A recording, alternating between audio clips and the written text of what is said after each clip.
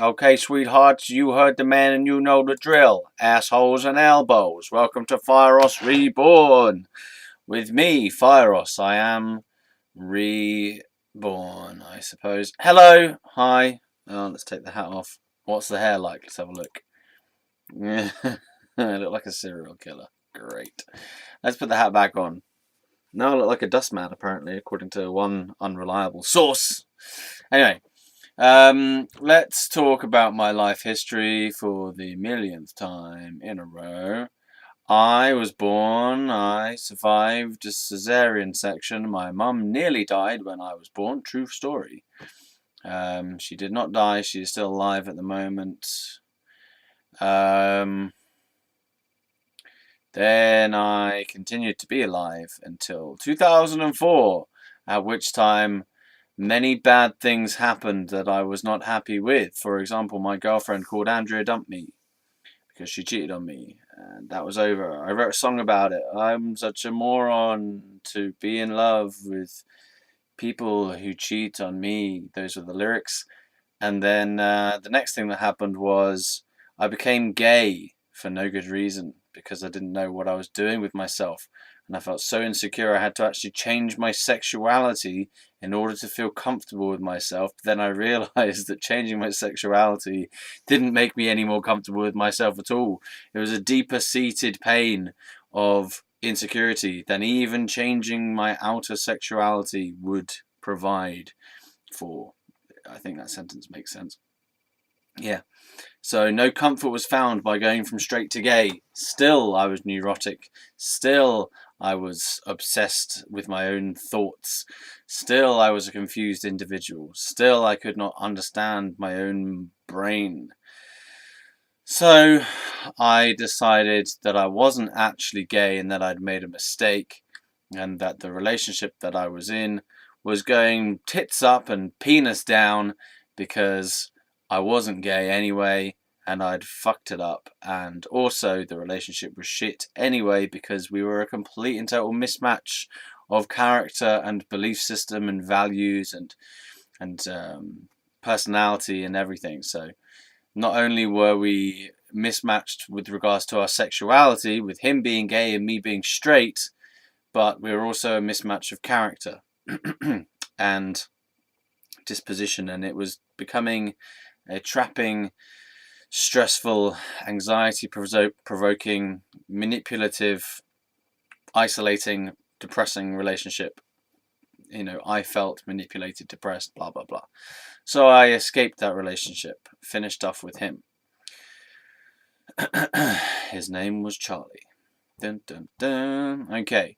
Then I went off into the wilderness for a while. I lived in various places. I lived here at home. I lived in Reading. I lived in Windsor briefly. And then I went to America for a spiritual adventure, which, by the way, I told my parents was a spiritual healing mission.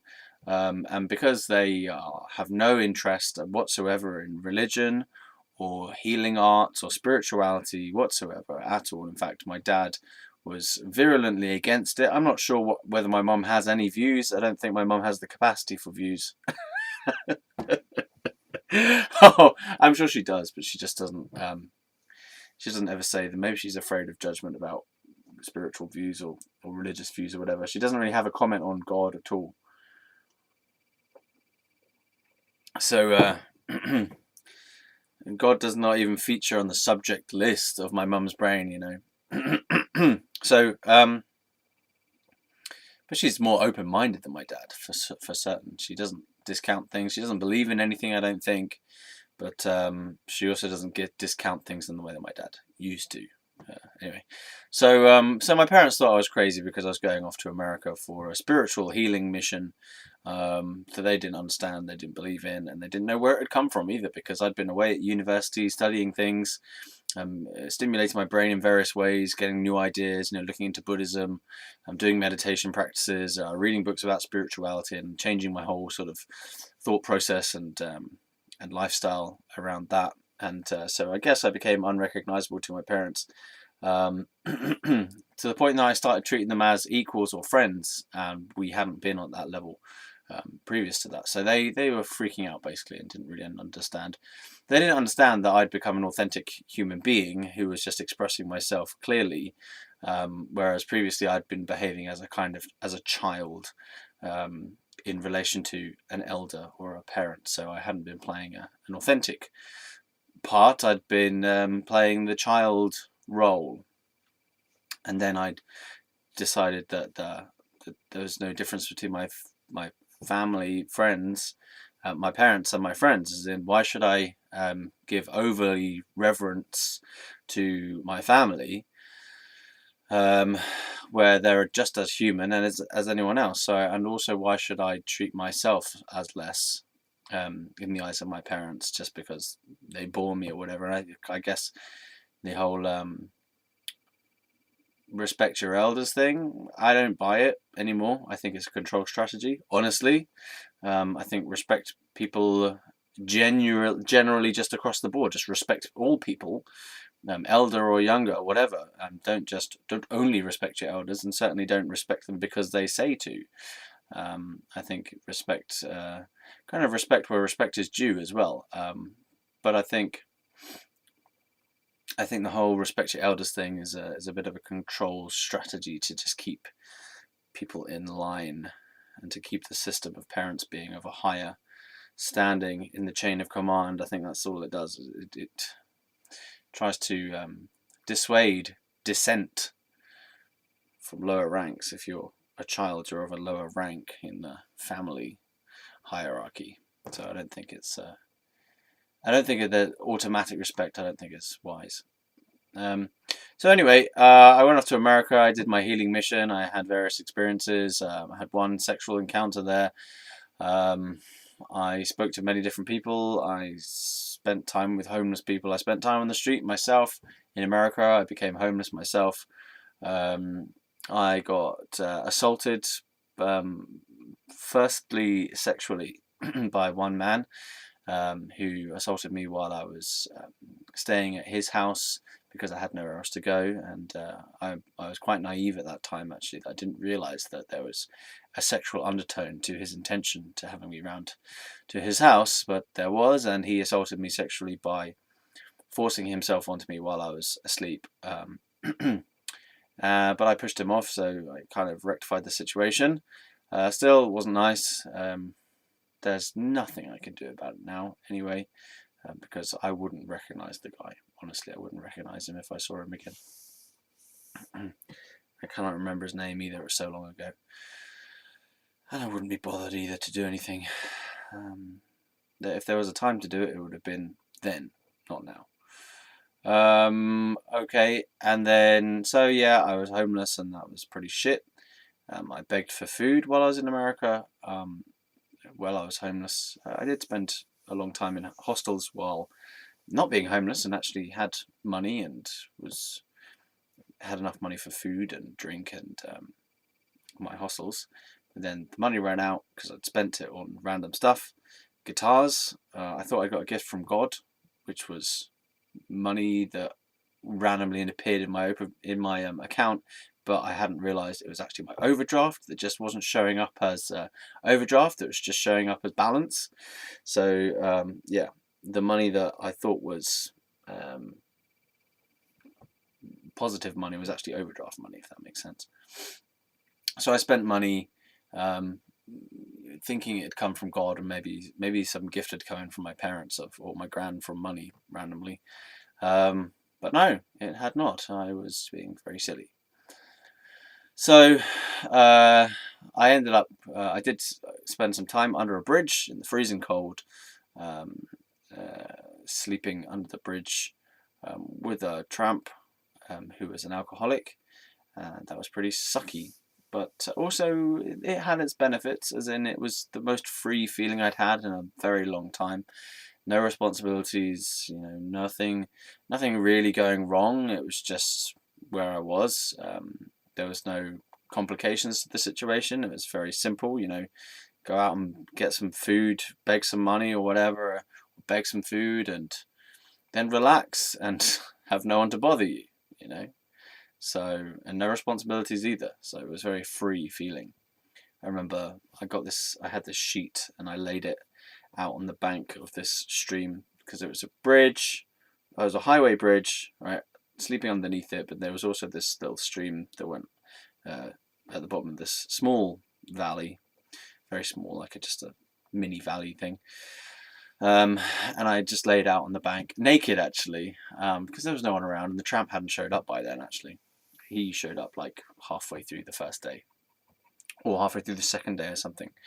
And I was like, oh God, something had to go wrong. This is the perfect experience up until that point.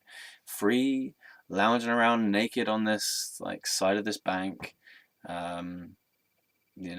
No problems, no one to bother me, no mental health services hounding me, no police cars, nothing wrong, no job to pressurize me. There's food around if I can go beg it, fine. So yeah, it was a nice, probably one day of goodness in my whole life that had no suffering, really. Maybe there's a little bit of suffering, I don't know. But then the next day this tramp shows up and he's like, oh God, great, now I've got to share my bridge with this alcoholic guy. Okay, so I came back from America and my parents weren't happy with me. I wasn't happy with them either. We were just clashing big time. They thought that I had psychosis, and I thought that they were wrong. Basically, they were trying to get me to take medication. We were having loads of arguments about my sleep cycle was annoying them because it was keeping them up. Because I was always up until like 2 o'clock or 4 o'clock in the morning because I just slept when I wanted to sleep, when I felt tired.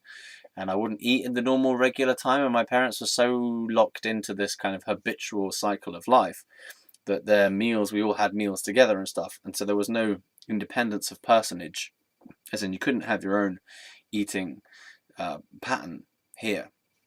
Now things are different. I live with my mum and I cook for myself, and I make my own meals and I buy my own food. Okay, I don't earn my own money right now. I am given money by my parents and my gran because I haven't yet worked out how to make money from my stuff. Although that sounds wrong. I have worked how to do it. I just don't want to do it right now. I know how I can make money from what I do. I just don't want to right now because I feel it's too stressful. And I'm waiting for it to, for my anxiety and my anger and trauma and stuff to go down before I re-engage with the outer world. Which won't be long. Probably be next year. Yeah. that tripped me up then, just trying to explain why my situation is the way it is. I feel that sapped some energy then, just as I was starting to describe it. It was like I was suddenly going into this failure mentality. Like, I know why I'm here. I don't want to have a job, and I'm not ready yet to make my stuff work. Actually, that's why I'm not successful, is because I haven't wanted it. I've said I wanted it and I've tried, but I haven't really wanted it because I've just wanted to be safe instead. I wanted to be safe rather than pressured. Pressure was too much. Okay, well, that was a thing. I haven't explained myself for a long time actually about my situation, so maybe that's why. No one's actually asked me what do I do. But I do. No, they have, but I haven't felt. I always felt like I had to explain myself. I had to account for my lifestyle being different to everyone else's, and now I just kind of go, I don't know. I felt less ashamed of myself, I suppose. I used to feel ashamed of myself and anxiety or jittery or something. When someone would ask me about what do I do, I'd feel like there's this, what's this word? Trying to seek approval all of a sudden trying to like make sure they don't find a problem with me and stuff. This kind of sudden neurosis type of thing comes out, like I need to try and prove myself all of a sudden. And the last time that happened was actually a couple of days ago when I went out drinking because I wanted to go out drinking, and these guys asked me what do I do, and I said I'm an artist, and I showed them my work, and I was like, yeah, I'm really pleased with it. And there was a part of me that was like really trying to try and convince them that I'm good or something, or that I'm worth it. Um, and then I noticed that, and I felt it, and I saw it, and I saw myself going into this kind of, whereas I'd been quite confident and open and centered before that, as soon as I started talking about my work, I noticed my energy level turned into a slightly more needy version of myself, which I noticed it was palpable, but it was way less than I've ever had before. I still felt full. I just felt a little less full. Normally I feel quite full in myself, as in full of myself, but like full in energy. Full with life energy. And then I spoke about this career stuff, and I felt myself going draining. I drained my own. It was my own energy that I was draining it out of me by trying to kind of chase their approval somehow. I was just giving them all these opportunities to find flaw with me, really, by saying, "Oh, I am good and I am real, and this is why, and these are my justifications for my lifestyle," and kind of trying to explain myself, like putting little patches over this feeling of brokenness, I guess. Yeah, that's a good metaphor, actually. But then, but I kind of saw it. I saw it happening, which I hadn't really noticed it before in that way. And I was like, huh, I'm doing that thing I used to do all the time, which is trying to grab approval from people. I hadn't tried to grab approval from people for ages, and I suddenly saw it again. Like I saw it in a new way, because one of the reasons why I've not been going out so much is to stop that obsessive trying to claw approval from people, because I realized that was dragging me down. I kept having to I kept feeling like I was trying to justify myself to other people, and justify my existence, and justify my work life or lack of work life, and always explaining to people why I'm doing this and so on. And I realized that I needed to step back from those explanations and actually not even do them, not encounter people who would even ask, for example. So just be a bit more hermit-like for a while, so that I could forget that pattern, because it was just a habit. It was a habitual pattern of constantly over-explaining myself, because I felt lesser in myself. So I felt like I needed to just take some stock, come back to myself, and forget that pattern. And it worked, actually. It really worked. Because this time when it came out, I saw it, and I was like, this is different. It was a lot less than it used to be. And I was like, I saw it as though, like, there's that thing I do. That thing I used to do when I try and justify myself and claw attention. I'm trying to get kind of attention to myself. And I'm trying to, I lose my center in order to try and find my center from other people. And I was so clear, because I started off the whole thing, I was very, very centered. I didn't care whether they liked me or not. I wasn't worried about how I was appearing. I was cracking jokes. I was very stable in myself. I didn't care whether they thought I was this or that, and or had any comments about me, really. I just wasn't a concern of mine. I was just very, very centered, very settled, very cheerful as well. And then when it turned to the career, I noticed myself starting to lose my center, and then be trying to grab it by explaining things. So interesting. Okay, so let's carry on with the story. So I came back from America. My parents didn't like me. They thought I was insane. I thought they were insane. We were driving each other insane, but I was the problem child according to them. They had more power in the situation.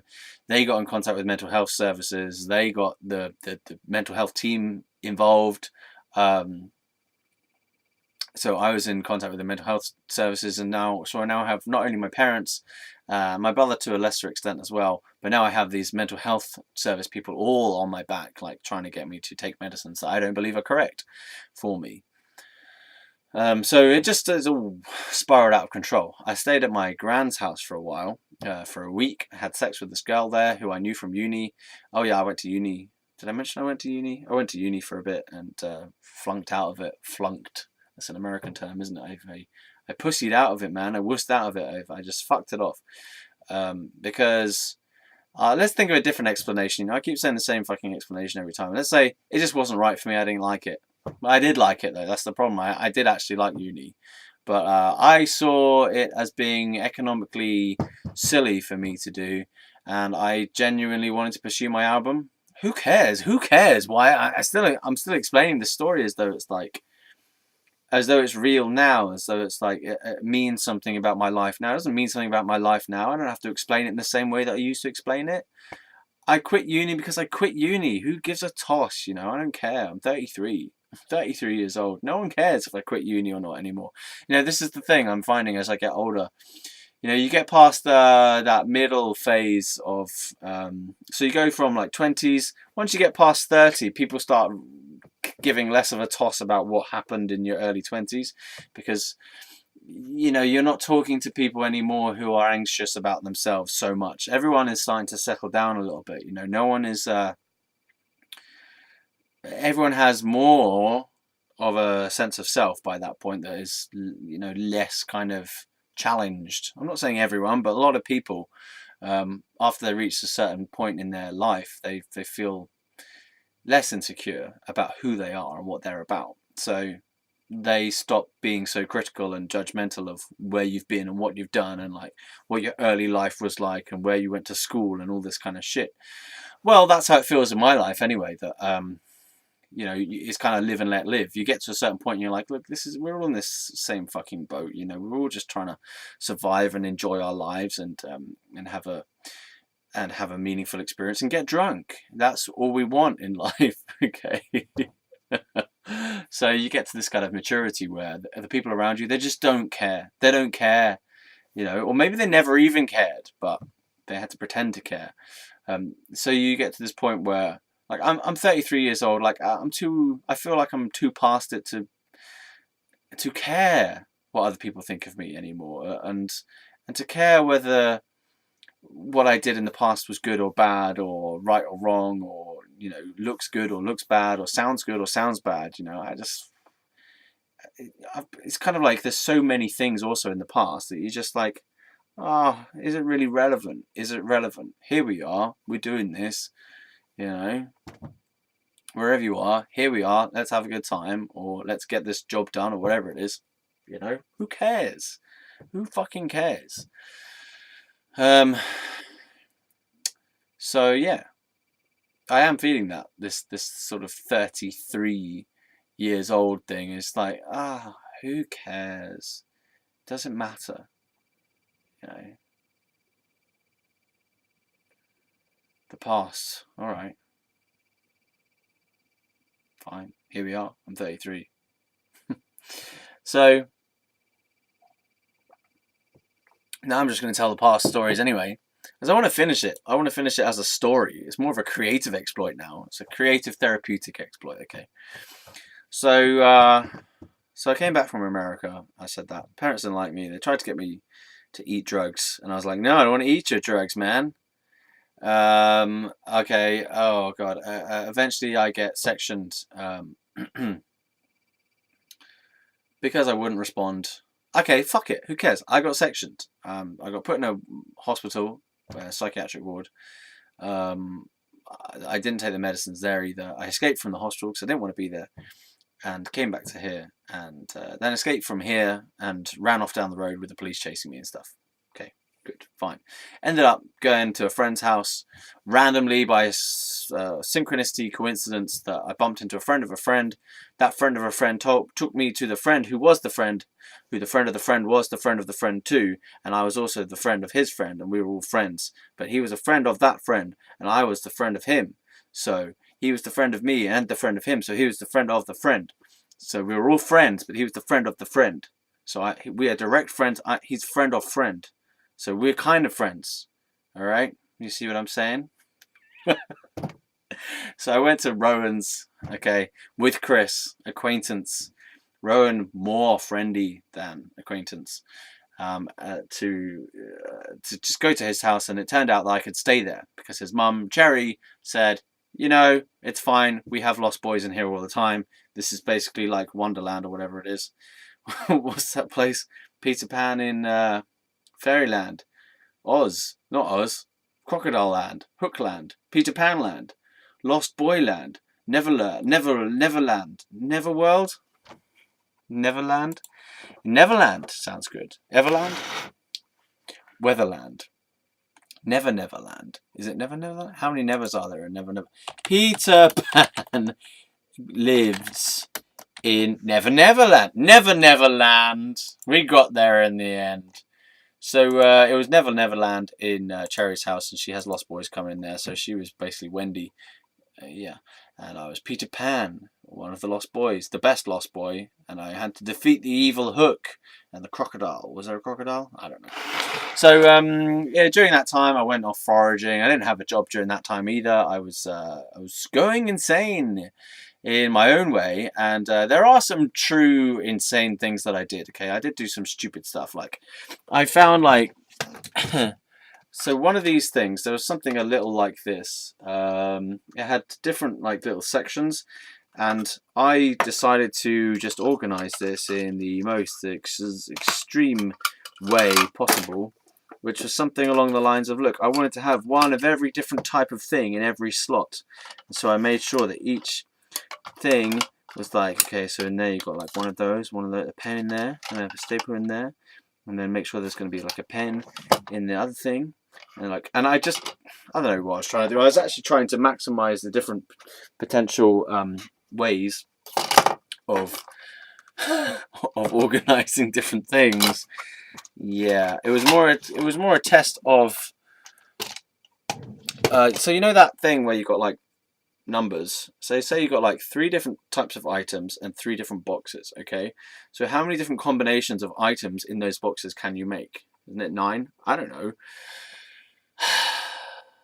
Yeah, so something like that. I was trying to test my creative capacities of like, okay, so how many different arrangements of these things can I do? So yeah, I had far too much time on my hands and far too much brain power on my brain to do anything sensible with it. Also, I started like I started this enveloping system where at the end of each day I would put things in envelopes, like my receipts would go in an envelope. Now this doesn't sound so bad if you're an accountant or something, right? I wasn't an accountant. Put my receipts in an envelope. I'd go through every receipt and write a yin-yang on the receipt and underscore various important pieces of information such as the date, the time, how much it was, where it was, in various different colours, and yeah. So these were actual genuine crazy things I would do.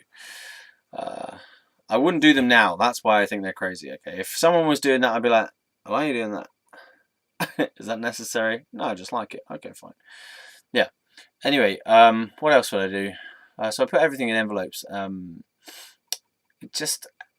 felt like I was trying to file things so that I could refer to them, and I made these little codes. Everything had a code on it. Like if what was in the envelope, it always had codes in it. So the Book of Secrets, I would write things down that I'd read in the Book of Secrets and my response to the things that I'd read in the Book of Secrets, and I'd write them on the paper, and then I'd have to write on the envelope that the paper went in, I'd have to write TBOS, the Book of Secrets. You know, how many pages were there? Oh, 10. So it'd have to be like 10 out of 10, as in there are 10 pages of the 10 pages. That's the contents of this thing. There are 10 pages on the Book of Secrets, and I would number the pages as well, and I would codify the pages as well to make sure that I knew that when I was reading an A4 lined page, at the bottom it said A4 lined colon number 1 or something. I would fucking number my pages. I went nuts with this OCD type of numbering, systematizing of things. It was ridiculous. And did it work? Did it achieve anything that I wanted it to? I actually thought I was trying to keep track of my creative process, but really all I was doing was just numbering things and labeling things and stuff, and it didn't actually amount to very much creative work because I spent so much time actually labeling and numbering things. I didn't really do much creative work.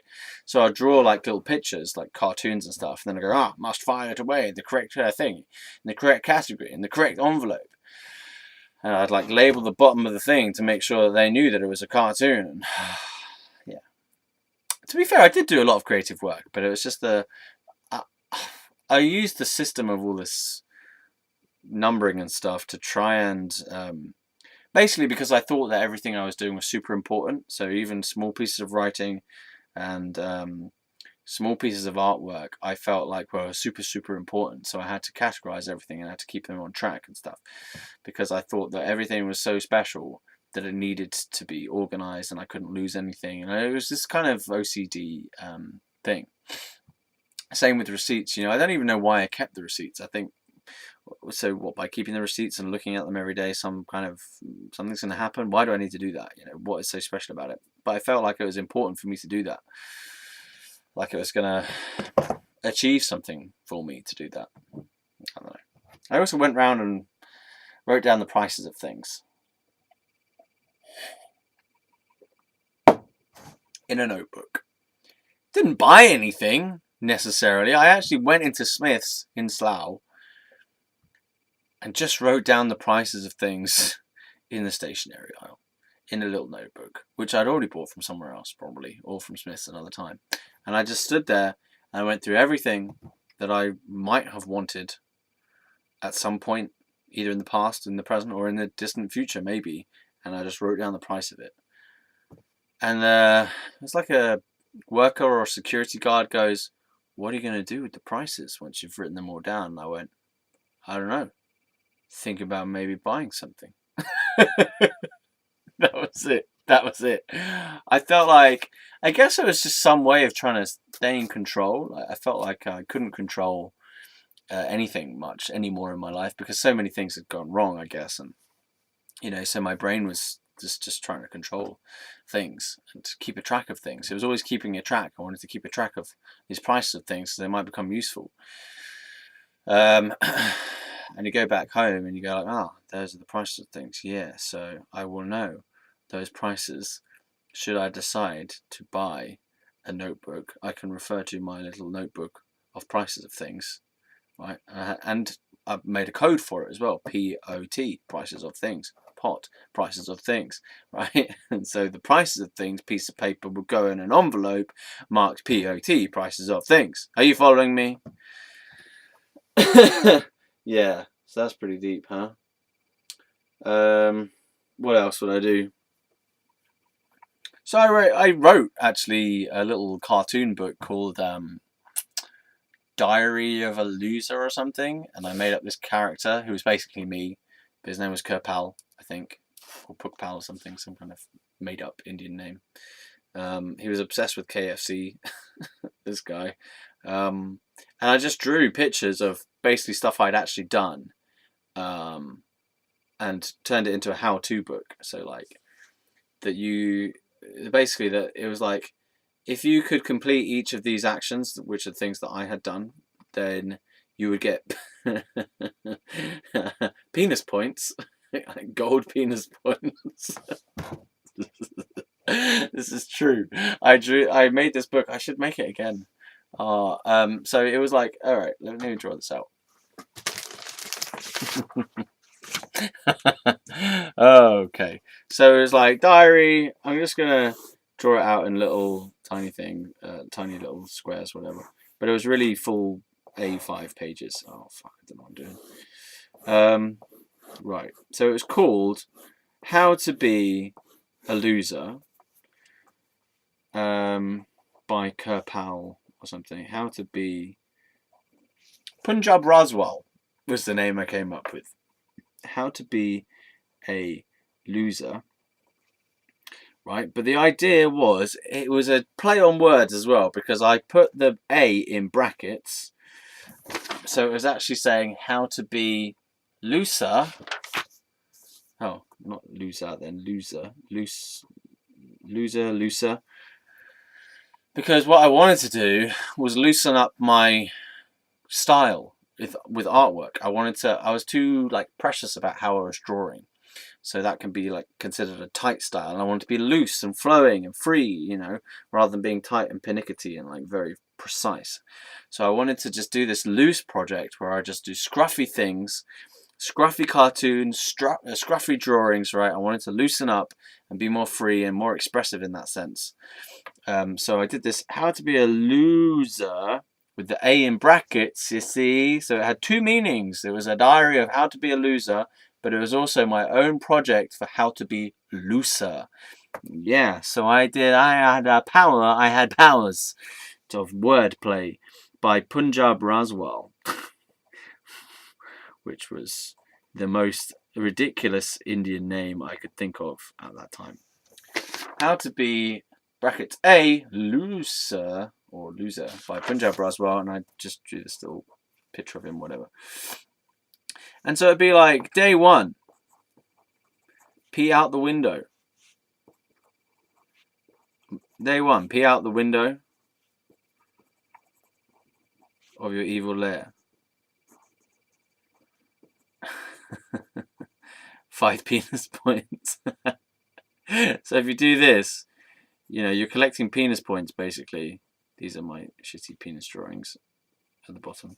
So you collect your 5 penis points if you can pee out of a window from your evil lair, right? And so the more penis points you get, the more of a loser you are.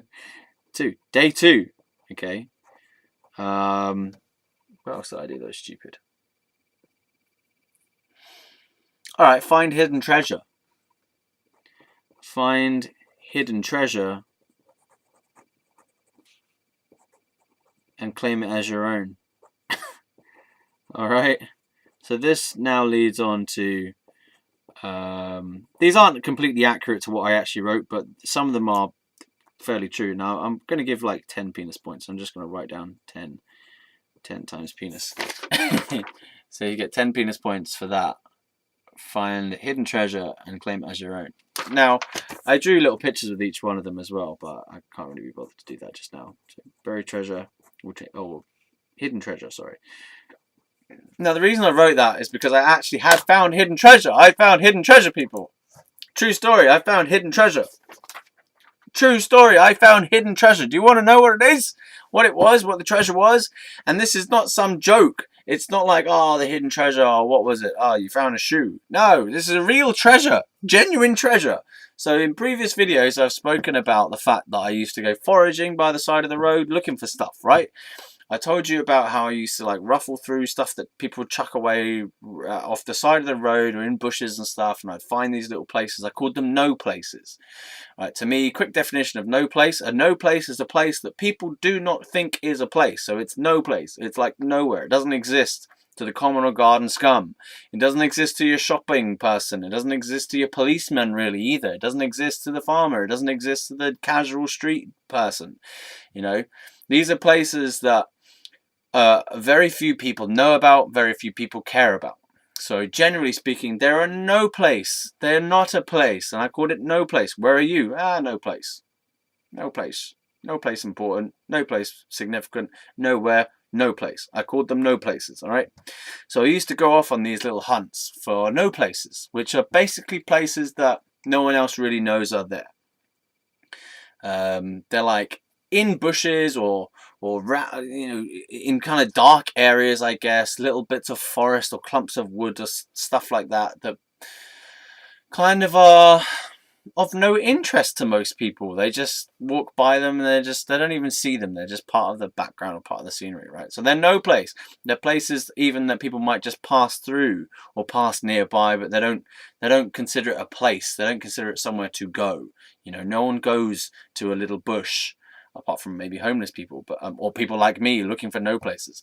These are little places that are places that no, you don't go there to camp out and sit in them and see what's in there. But I did, because I was interested in this kind of phenomena of being where other people don't see. It's like people don't even see the actual environment that they are in. So therefore there are these pockets of blindness, right? And I was fascinated by this concept that people are so fixated on their own individual lives. One thing, they don't see hardly any of the people who are actually on the street. And for another thing, they definitely don't see what's going on behind a bush. It's just, so I found those things fascinating, because you'd find stuff that people leave there and it would just be a quiet place, for example. The worst thing I ever actually did there in terms of like nefarious activities would be to have a wank, okay? So it was never like I was committing any crimes or anything. It was like, this was just me foraging around, exploring, you know, trying to get some peace and quiet as well from the busy, hectic world. So I went off on one of these foraging missions. This is while I was staying at Cherries in Taplow, okay? So this was a new place for me to forage around in, find some no places, okay, see what's going on. So I went to Taplow, like the train station. I walked around there, okay, and then I was like, because the reason I'd even gone out was because I felt some kind of sense of dissatisfaction. I was like, I need to go on an adventure. I need to get out. I need to explore around and see what the hell. So I was walking around, like looking at houses and stuff and going, well, this feels weird. Where even am I? And I went through this tunnel and I was like, okay, where even am I? And then I guess I've sort of wandered around, didn't really find anything. And I think it might have been on my way back that I was like, haha, I passed this on the way here. There's this little tunnel, right? And I came through the tunnel and I was like, off to the side, after going through that tunnel, off to the side, there was a proper railway bridge. And I thought, I saw this on the way here, but I thought, you know, I'll leave that for later. So I came back, having not found anything else, and I was like, well, come on then, let's go check out what's up the side of the railway. Okay, so I found some way to like sneak in. I don't think there was a fence. Maybe there was a fence, but there might have been a hole in it or something, but I sneaked in there somehow. So I was like in this wooded, bushy part between the railway line and, I don't know, houses or something. But there was a fence. There was one fence that segregated to say, like, this side of it is housing bushes and stuff, and this side of it is railway bushes and stuff. So there was this kind of, you know, one of those metal fences with this sort of interlocking little sections. You know what I mean? like a knitted thing, but made out of metal. You know what I mean? A metal fence. Fucking hell! Not like slats, but just the wire type of fence. Yeah, no spikies. It was just a wire fence. Wire fence. Okay. Like a big jumper made of metal with really wide holes in it. Yeah. So so I was in this like woody bit by the side of the railway track. Are you keeping track of this? All right. So I was in there foraging around. I hadn't found anything of any value, and then I came across this like bunch of stuff, and it was just your normal crap, you know, CDs, maybe a bit of a porn mag or something, or sometimes people chuck out clothes and stuff, like little sock or something, or like a rucksack, but it has nothing in it. These are the worst things to find. You think, rucksack, yeah, rucksack, what's going to be in the rucksack? And then you open it up and it's just like someone's just chucked out an empty rucksack. Well, they've taken whatever was good in the rucksack, you know, whatever crime or something might have been in there, crime, heists, I don't know, stealing, something good that was in the rucksack, and then they've taken that out and they just left an empty rucksack. You're like, nah. So nothing good in there. And you know, you get like papers and stuff. People tend to chuck out papers, or whether it's important papers or just bits of paper, or you know, nothing usually of any interest other than, ooh, okay, this is what's been thrown out. Sometimes people will throw out little books or newspapers or magazines, stuff like that. But usually nothing of any major interest. Okay, I've never found like a diamond or anything, for example. However, right, so I rummaged through this first bit of stuff and I was like, CDs, blah blah, or, you know, what is it? Is there anything good here? No, not really. Okay, fine. And then I rummaged around a little bit more, and this is a pretty good find. Okay, so this was in not massively open, but in a slight little clearing. It was just a small clearing in this clump of bushes and trees and stuff, which I'd had to kind of, you know, climb my way through, and so really it was a real it was an effort to get in there, you know, so you had to want to be there. You weren't just going to get there if you didn't kind of if you weren't on a mission. And I was on a mission. I was like, I can smell some good stuff somewhere, you know, there's got to be something here. So I went foraging around, as I said, climbed through all this bushy and bushes and trees and stuff, whatever, and got to this clearing, found the crappy stuff, and then there was like this extra part where there was more stuff, and I was like, haha, okay, let's have a look in here. Now, this is all true, and you can even ask people like my dad or my mum, Who else could you ask? You could ask my friend Gary because he saw all the stuff that I found. Okay, or some of it anyway. So what I found was a rucksack full of good stuff. Okay, now I found various different things. I found an identity badge. I found papers confirming hotel stays. I found papers confirming flights. I think I found a passport. I'm not sure if I found his passport or not. I mean, I may have done. I can't remember. I'm going to say yes. Let's say I found a person's passport. Okay. No, I didn't find his passport. Because if I did, no, I didn't find his passport. I found some kind of identification of this person. I can't remember his name either, but it's a he. Okay. Okay, that's a find of some kind. Now, what else did I find? Oh my lord. Currency. I found currency. I found yen. I found euros. I didn't find pounds, but I found dollars. I found rupees, I think. I found Chinese currency, whatever that is. I found, oh yeah, and PC World and Dixon's vouchers. Or is it Curry's? Curry's or Dixon's, one of the. So right, so the total value of what I actually found was astonishing. Okay, so there were $3,900 or so dollars of US dollars, $3,900 because I took all of it. Obviously, I took all of it. Right, I took all the currency and all the vouchers. There was £1,500 worth of PC World vouchers in that bag. There was the other currencies were less, but there was like the euros was the next highest value one after the dollars. But the dollars was awesome. You know, I basically found close to £2,000 worth of pounds in dollars, and that was like, oh my god, this is a find. This is why I do this kind of foraging. Okay. And so I found the yen. The yen wasn't really worth very much, and the Indian money wasn't worth very much, and I think there was Chinese money as well, wasn't really worth very much. I think the euros were worth like £100 or something total, but the dollars was like, oh man, fuck. And then the PC World vouchers as well. I think it's like PC World and Dixon's or something.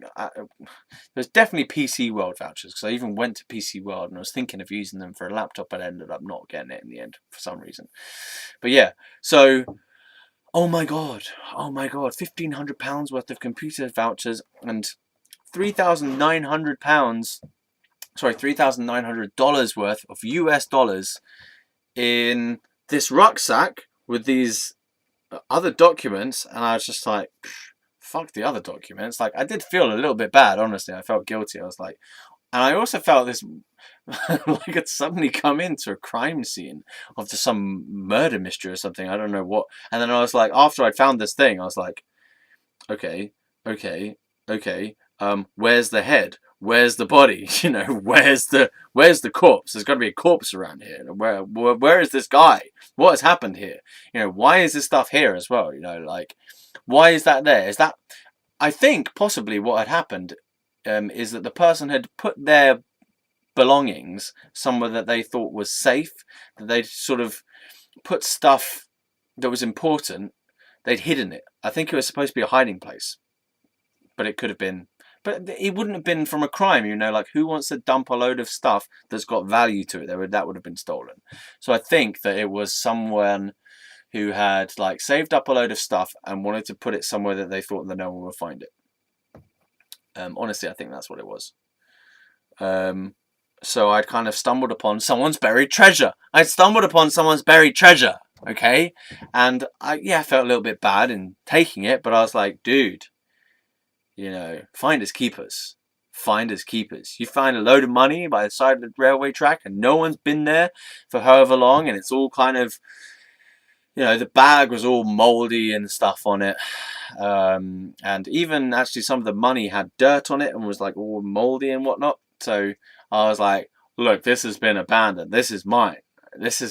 And who's going to stop me? Who's going to challenge me? Okay, this is free money. This is just money lying around. If it was money on the street and it had no owner claim to it, okay, yeah, it's got these passport and blah, blah, blah, or whatever, Why is that here? You can't just leave that lying around. This is litter. This person is littering. I'm saving the environment from his littering of money on the side of the road, on the side of the fucking forest. This is mine. Finders keepers. Okay, so I found all that money, and I was like, I'm having that. So I think I couldn't believe my luck. Now there's a separate part to this story, which was like adding to my excitement, which was previously, right? You know, I was telling you about all these bits of writing and drawing and stuff that I've been doing. So just literally prior to going out on this adventure, I had been writing on this piece of paper. I've written this thing that just said money. It's just money, right? In this little bubble, which was something I used to do a lot, which was I would like draw a little bubble around a word, and then I'd start doodling around it, okay? And I felt like doodling around these little fucking bubbles was somehow bringing them into my life. True, this is what I felt, and it may well be the case. And I would honestly like to believe that it is the case, that this is what attracted it. Because I was just sat there, and I don't know how long I did it for, about an hour or so. And I created this quite complex doodle with stars and leaves and lightning and stuff coming out of it. All about money, right? And this thing I'm drawing right here is kind of similar to it.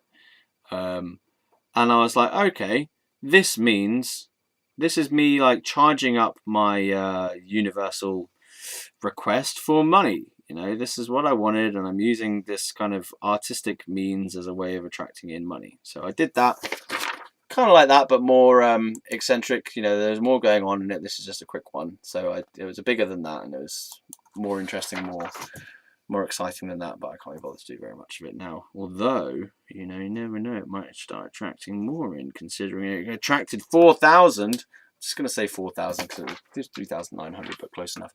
4,000 US dollars, man, and a load of other currencies that were still had a reasonable value to it. I think it was like £200 worth of other currencies, plus these Dixons and Curry's vouchers. Okay, now that is a fucking treasure. That is a buried, hidden treasure, man.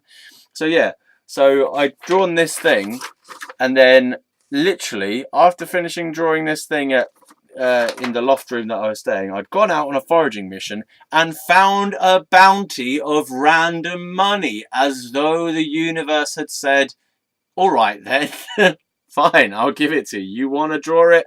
You can have it. So that is an absolutely true story. Now, the next thing, I'm not sure whether, I can't remember whether I picked it all up straight away and took it back straight away. I think I went back home and I was like, oh, fuck, you know, I gotta get a bag and just fucking collect this stuff. And so I went back. I must have gone back and collected it all because I didn't use the rucksack that was there. I used my own bag of some sort, and got all the money and all the vouchers and all this different currency. And I was like, okay, whoa, you know. And there's also this feeling of something like I'd committed a crime, because I mean technically it's trespassing and stuff, right? And actually eventually, all right, the story turns out that I didn't really even spend that much of it. I spent a bit of it, but I ended up giving most of it back to the railway authorities. But this happened after I'd already been hospitalised for a second time. But let's carry on the story with, so I've just picked up this money, okay?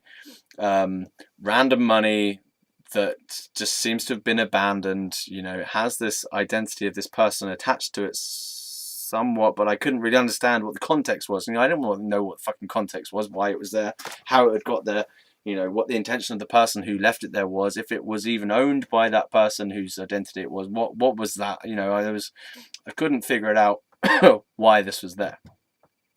So I took it, you know, I can't justify it, it's what happened. I took it.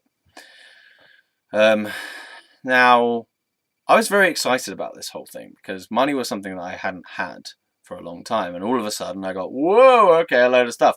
So one of the things about the money was that it was dirty. It was dirty money because it had been out in the elements in a bag, right? And they were put in plastic bags, but somehow they'd still got moldy, right? So they must have been there for a long time.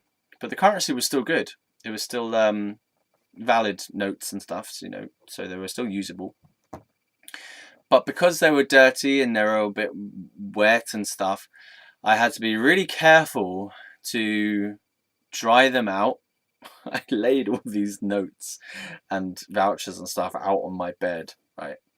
I think I even took a picture of it. I must have taken a picture of it on a Polaroid type, or cheap snappy snaps kind of cheap camera that you just hand it in to get developed or whatever.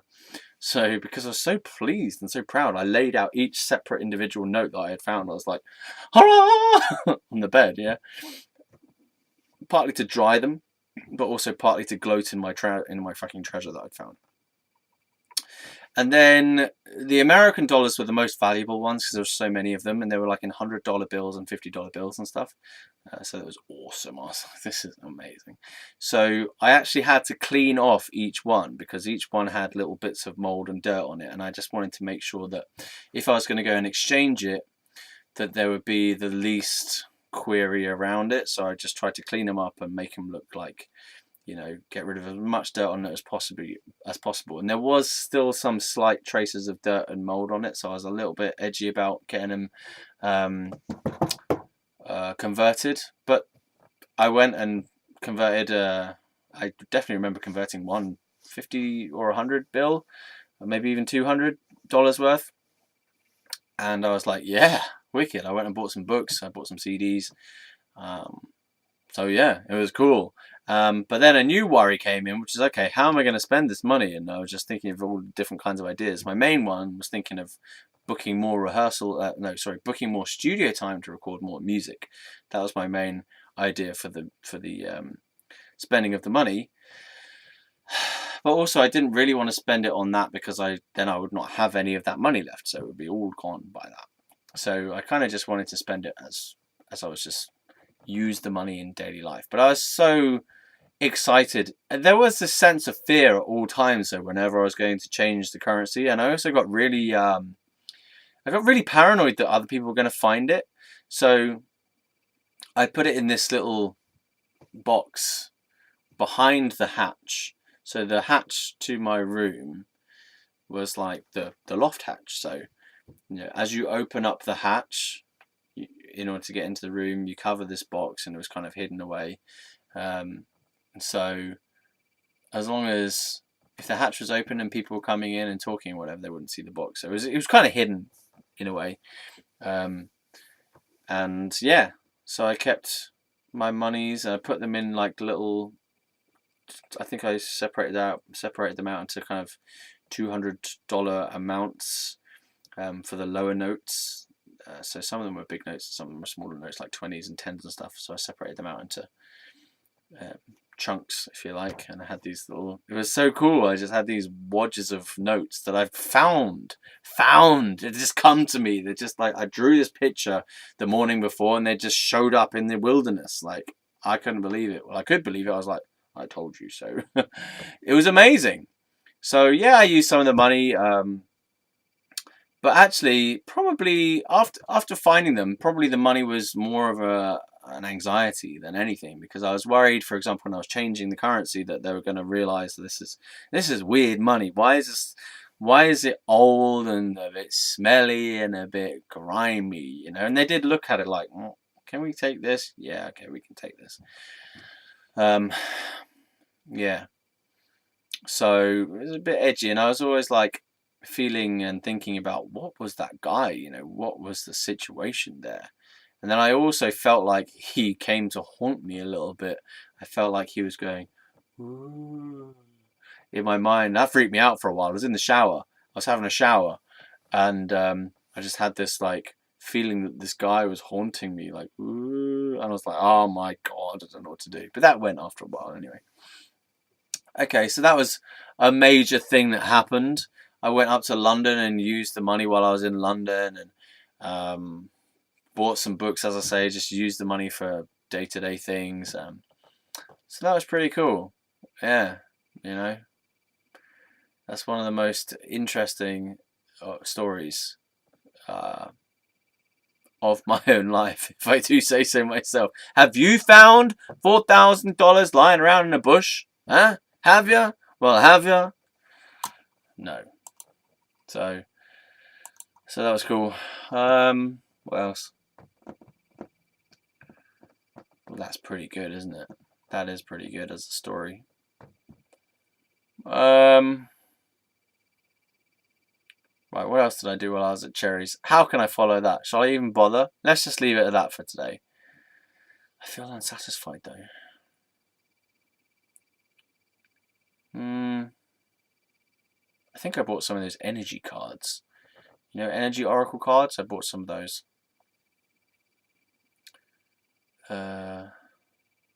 With some of the money. Yeah. I was drawing and writing and stuff in there. Playing piano occasionally as well, because Rowan had a piano. He was having piano lessons.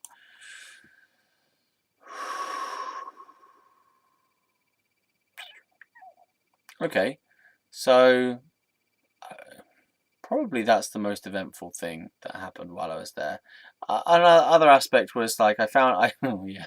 So near to Cherry's house, there was another one of these no places, right, which is just a little bit by the side of the road with some clumps of trees and stuff before you get to a piece of farmland. So there's just a little piece of stuff off the side of the road where people would go occasionally actually and just have a little rest or have a smoke sometimes, right? But I found this part of it that seemed quite away from where other people might go, and there was like, what was there? Was it a table? No. So Cherry was throwing away a table in a skip. I took it out of the skip or removed it somehow, and just like moved it down to this no place and decided to set up my evil lair. So that's why I even called it an evil lair. Hold on. Well, let's say day 3 was something like of the How to Be a Loser diary. Day 3 would be something like find a suitable location for a new evil lair.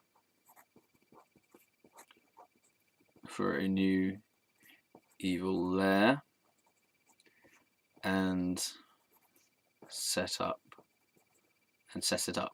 Okay, so there's probably only like 3 pinus points for that. That's not major. Alright, but the finding hidden treasure was a pretty big penis points. Yeah, a lot of penises out of that. Okay, and then so day 4 would be something like day 4, have a secret wank in your new evil lair. Okay. Good. So that would be probably like 1 penis point, because that's not so strenuous. So yeah, so I wrote this whole thing based on my actual experiences of things I did. Another one was I pretended.